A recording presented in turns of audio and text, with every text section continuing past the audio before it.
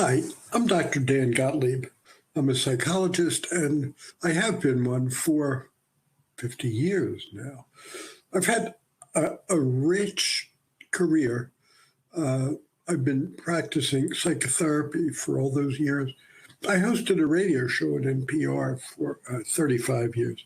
I still have weekly interviews on our local NPR station, WHYY FM. I've written 5 books. I've been a busy guy, and I really feel like I've been a very, very fortunate guy. So my task today is to talk about living with the new normal. So let me start with this story.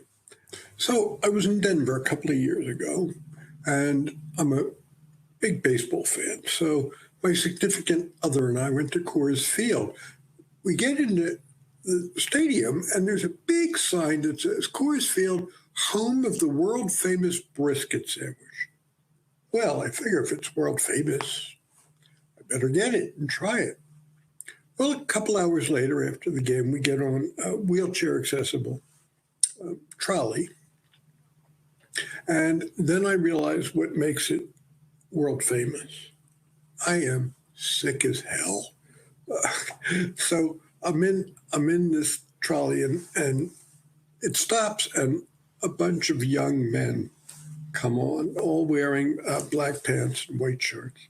And one comes up to me and says, "Excuse me," he says, "do you mind if I pray for you? God wants you healed." I turned to him and I said, "Son, what makes you think I'm not already healed?" And that's kind of the theme of what I want to talk about today. We start off with somebody looking at me and not seeing a person, just seeing a wheelchair. And I've had dozens of stories I can tell about people who didn't see me, just saw a wheelchair or saw a disability. But sadly, in those early years, that's how I saw myself. I saw myself as primarily a quadriplegic and not much of anything else. I was my disability. And how many of us do that? You know, I got a phone call once from a man who said, "I'm an MS patient." I said, "When's the last time you were in the hospital?" He said, "About 3 years." I said, "You're out. You're living your life. You're not a patient. You're a person first." So people ask me if my specialty is working with people with disabilities, and the answer is no. I work with people who are frustrated or don't want to live the lives they have. I help people live with the new normal, the dreaded new normal. So let me tell you what the new normal is, in my opinion. I mean, Wikipedia will tell you the strict definition. But in my opinion, it's about walking down the street, expecting that today is going to be pretty much like yesterday. And all of a sudden, there's no sidewalk underneath you. And you're in free fall. And there's a part of you in that moment that knows life is forever changed. I mean, that's what happened to the world when we first heard about COVID and we were all quarantined. There is a part of us that knew life is different now. So how did I get here? We'll go all the way back to December 20th, 1979. I kissed my wife and two little girls goodbye, walk across the frozen lawn, get in my car, ostensibly to go to work. Little did I know those would be the last steps I would ever take. I was driving down the Pennsylvania Turnpike, going west. An 18-wheeler was going east, and he lost an entire wheel, not just a tire, but a wheel. And it bounced across the turnpike and crushed my car. I didn't see anything. The last thing I saw was a big black thing coming right at me. And then I was a quadriplegic.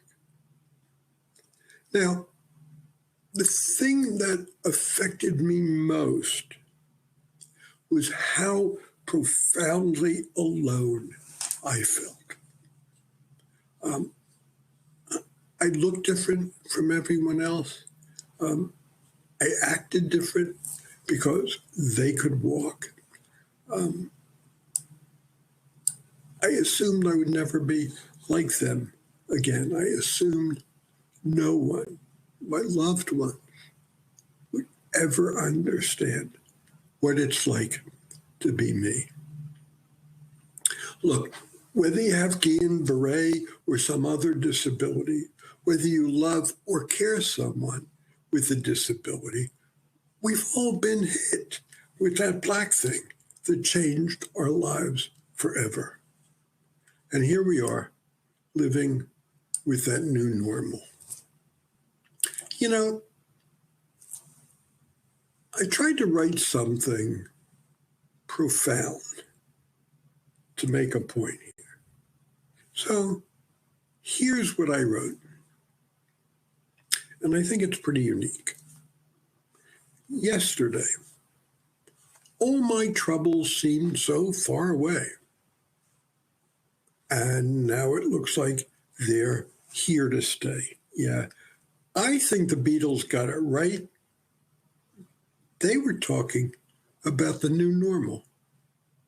I believe in yesterday were the next lyrics. And there's the problem. Understandably, we all want what we had yesterday, knowing we can't have it. When I was in the hospital, I was suicidal. I didn't want to live with this anymore. And I'm laying in ICU, and I'm wearing what they call a halo vest. It's bolted into my head metal, bolted into my head and supported by a plastic fiberglass frame on my chest. So I can't turn my head sideways or up and down. I'm laying in ICU, and all I want is to close my eyes and never wake up. And I hear a voice, nurse's voice, that said, "You're a psychologist, aren't you?" And I said, "Yeah." She said, "Do you mind if I talk to you?" And I said, "Of course." And she told me her tale of woe. Like me, she has suffered significant losses. Like me, her heart is broken. Like me, she's living a new normal. And as she told her tale, I listened in a way I've never listened before. I could almost feel her. And she knew it. She knew that I got what she was saying at the deepest level. And at the end, she thanked me and said it was very helpful. And she left. And I closed my eyes and I said to myself, I can live with this. That nurse showed me that despite having a broken body, I still had the ability to help someone else. So that was my position in 1980, now shortly after my accident. But, I slipped into a deep depression after I was discharged from the hospital. I was still able to function, but it was a pretty significant depression. I needed medication and psychotherapy. I told my wife and family that I would give it 3 years. And at the end of 3 years, then I'd make my decision about whether I can live with this or want to live with this or not. So at the end of 3 years, I sat quietly by myself and had a conversation with, I don't know, a God, a higher power, my deepest truth, I don't know. And I said, okay, I'll live with this, but give me hope that one day I'll walk. And the voice back said, no, Dan, no hope. Live or die. Choose one. And I said, then give me hope that I won't be so sick. I'd been hospitalized many times over those 3 years. No, Dan, no hope. Live or die. In effect, live the life you have. Live with the body you have, or not. It's a hard position. It was the truth. Well, I chose life, obviously. And why did I do it? Well, at first I thought I did it for my children. And of course, that's partly true. And then I thought I did it for my wife. Then I thought I did it for my parents, my patients. But you know what the truth? Given that stark choice between life and death, I wanted to live. I wanted my life. So in the intervening years, my wife left. She couldn't take it anymore. She died 3 months after she left. I was heartbroken when she left. I was heartbroken when she died. A year later, my sister died. My beloved sister died of a brain tumor, a glioblastoma. And then, of course, my parents died at an appropriate time. Their lives were over. But all of these losses, all of these hospitalizations, I've had several times when I was so close to death, I could feel its breath on my face. I was that close to death. And so I've learned many things in these past 40 years as a quadriplegic. Early on, I felt betrayed by my body. I hated it. I hated it. I said my body acted like a terrorist.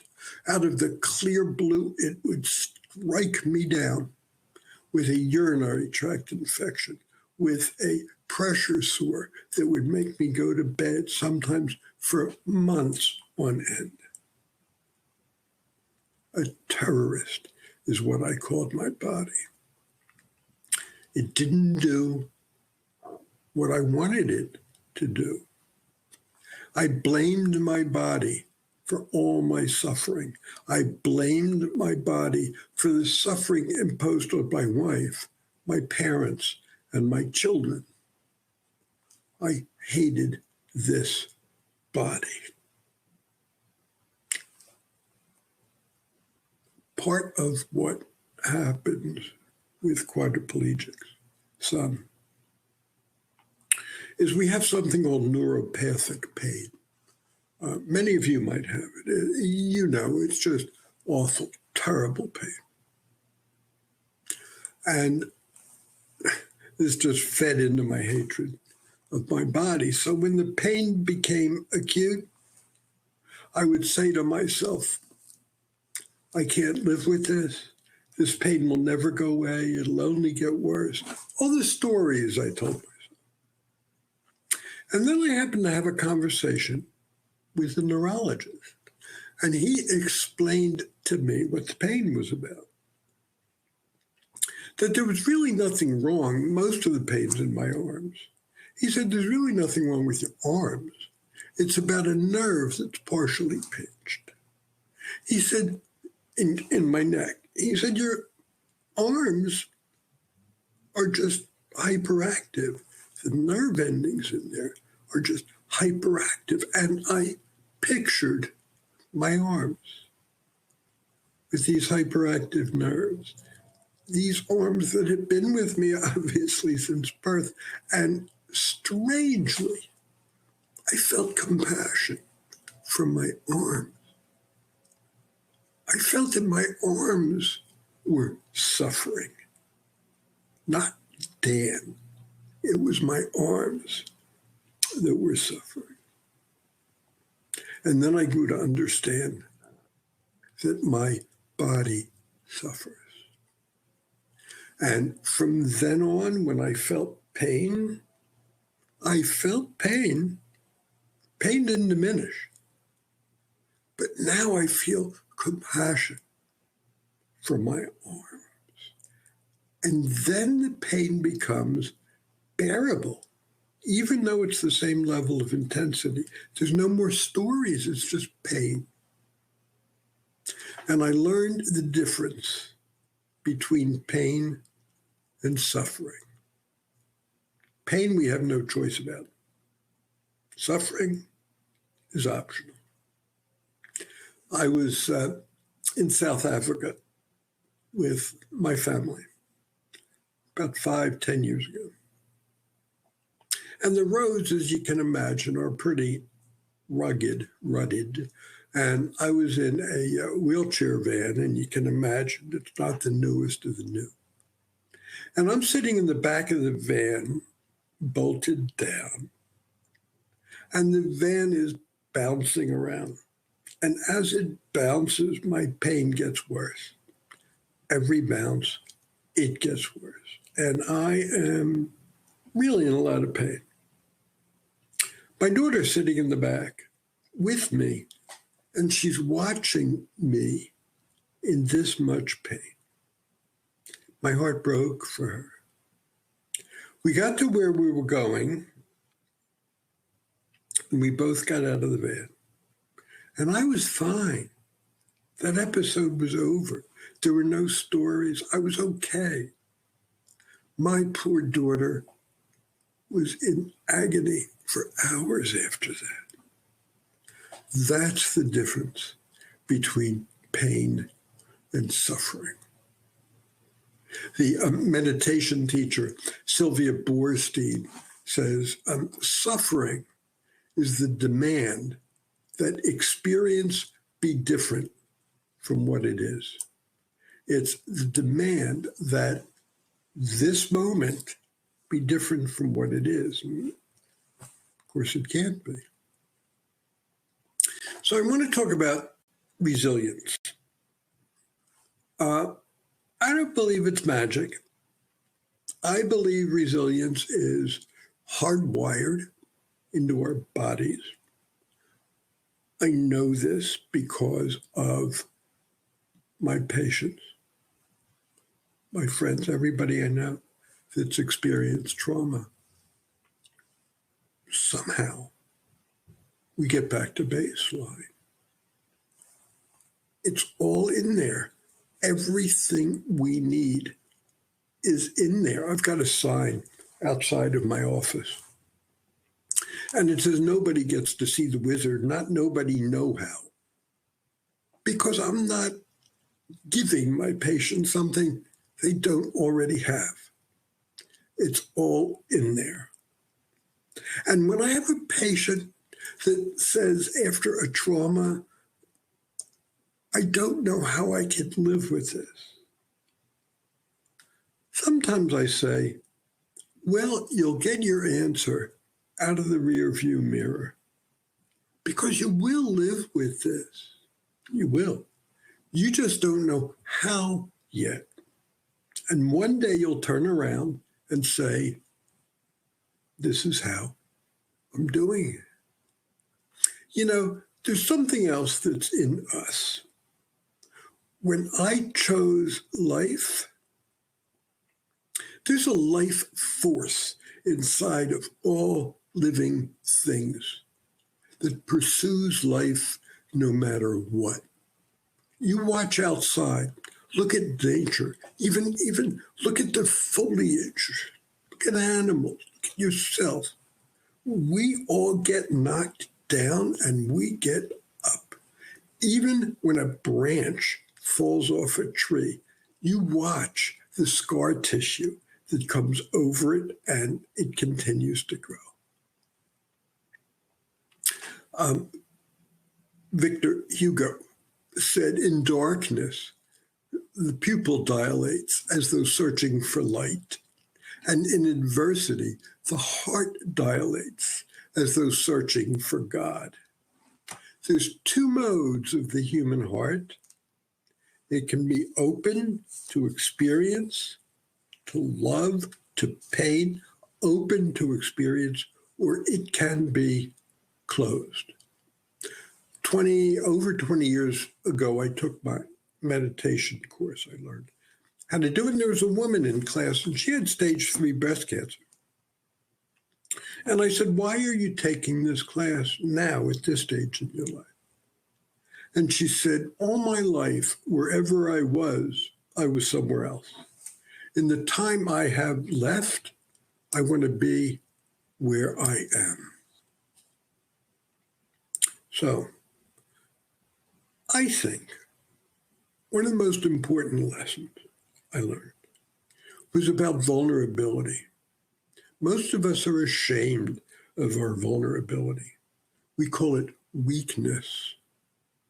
But I've learned that vulnerability opens people's hearts, that we can have an intimate experience with someone if we're not vulnerable, if it's not open.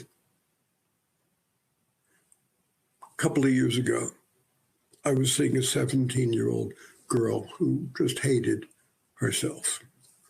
I forget what, but her weight, her face, whatever it was. And of course, she was beautiful, like almost all 17-year-olds are.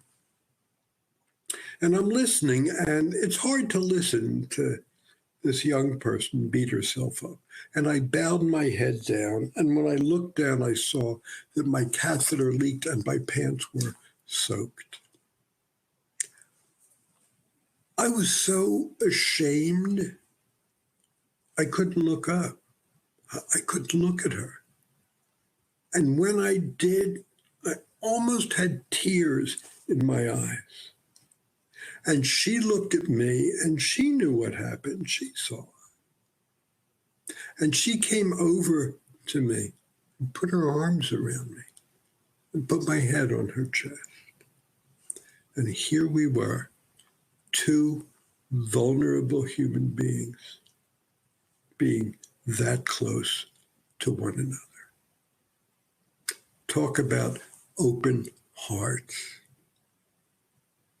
I learned about the fragility of life. I'm lucky enough to be living in an area where there's trees I see out of almost every window, and every season is precious to me because I don't trust I will see that season again. It's precious, and I just feel so grateful to be alive, to see these things, to experience love. And there's so much research now that shows gratitude changes one's life. I was hospitalized with a pressure sore several years ago.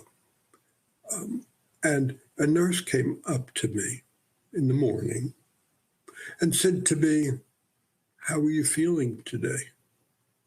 And I said, "Will you take the blanket off my feet?" And she did, assuming that my feet were uncomfortable. I can't feel them.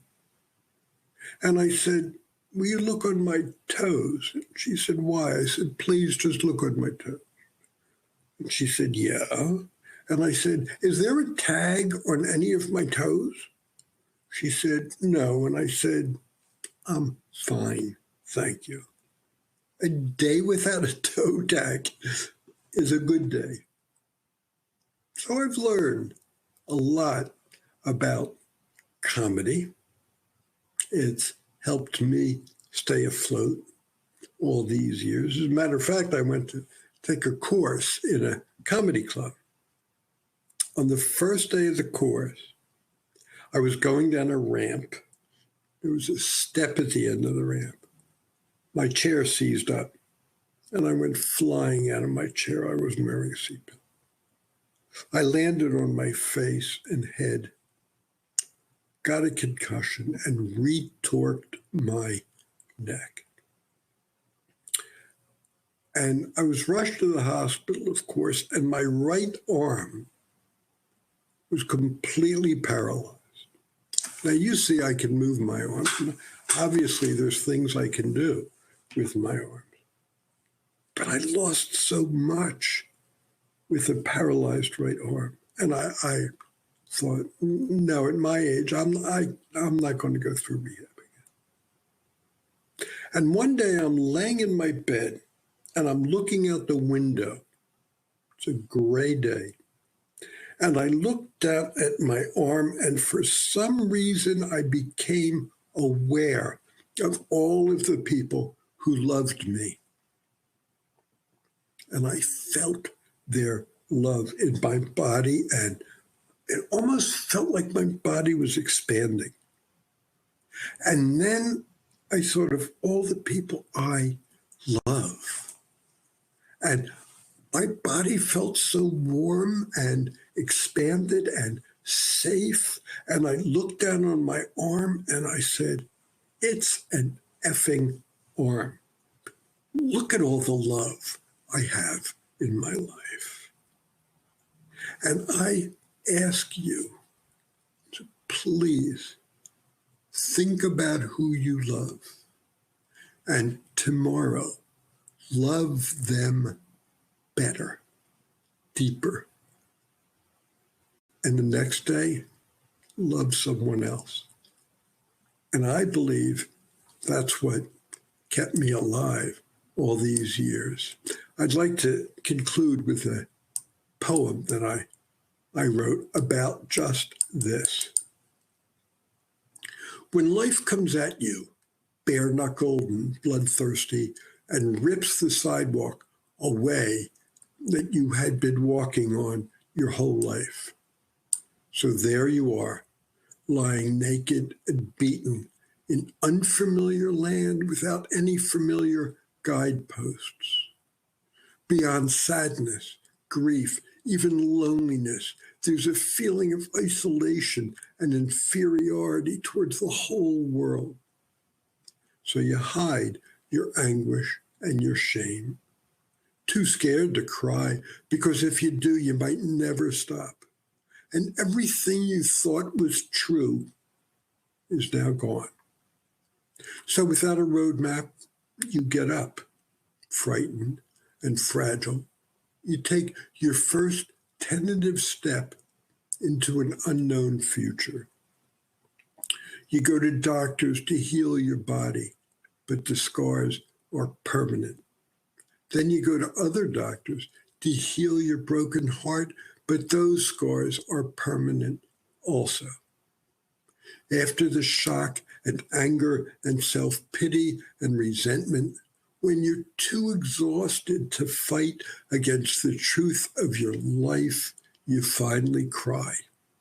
Oceans of tears. You cry for all you've lost, and you grieve for what you had yesterday. And then you might feel compassion for this good person who suffers. And then you might feel compassion for all who suffer. And so it begins. It's different from before. You find yourself not as strong, not even strong enough to hide your own vulnerability. And then you notice the air itself smells sweeter. The sun is just a little bit brighter. Your love is less tentative and more generous. And you begin loving more people and then loving all living things. And loving, it seems, easier and more abundant than ever before. And you close your eyes and you hold your life before you. And it's only then that you realize all of this love comes through that scar in your broken heart. I thank you for listening, and I wish you much love in your life. Thank you.